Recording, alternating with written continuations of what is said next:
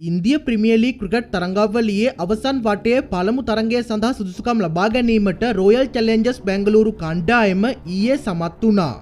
ඒ තරඟාවලියේ මූලික වටයේ අවසන් තරඟයේ හෙවත් 70 වෙනි තරඟයේදී ලක්නව් සුපර් ජයන්ට්ස් කණ්ඩායම පරදා කඩලු 6ක විශිෂ්ට ජයක් වාර්තා කිරීමත් සමගයි. තරඟයේ පළමුව පන්දුවට පහර දුන් ලක්නව් කණ්ඩායම කඩලු 3ක් ද වී ලකුණු 227ක් රැස් කළා. රිෂාබ් පාන් නොදවී ලකුණු 118ක් රැස් කළේ පන්දු 61කින්. ඒ 6 පහර 8ක් සහ 4 පහර 11ක් සමගින්. පන්දු යැවීමේදී නුවන් තුෂාර ලකුණු 26කට කඩුල්ලක් දවා ගත්තා. ඒ වගේම පන්දුවර 4ටම අඩුම ලකුණු ලබා දුන් සහ වැඩිම ඩොට් බෝල සංඛ්‍යාවක් යැවීම නිසා green dot ball of the match ඔහු විසින් දිනාගත්තා. පිළිතුරිනම ක්‍රීඩා කළ බැංගලූරු පිළ පන්දුවර 18යි පන්දු 4ක් අවසානයේ කඩලු 4ක් ද වී ජයග්‍රාහී ඉලක්කය පසු කිරීම කැපී පෙනුණා. සුපිරි ඉනිමක් ක්‍රීඩා කළ නායක ජිතේෂ් ශර්මා පන්දු 33කින් නොදවී ලකුණු 85ක් ලබා ගත්තේ 6 පාර 6ක් සහ 4 පාර 8ක් සමගින්.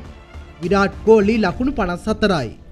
ඒ අනුව අවසන් වටයේ පළමු තරඟය සඳහා ප්‍රසාද ලකුණු සටහනේ පළමු ස්ථානය දිනාගත් පංජාබ් කිංස් කණ්ඩායම හා දෙවැනි ස්ථානය හිමිකරගත් රොයල් චැලෙන්ජර්ස් බැංගලූරු කණ්ඩායම එළඹෙන 29 වනදා මූල්ලන්පූර්හිදී තරඟ වැදීමට නියමිතයි.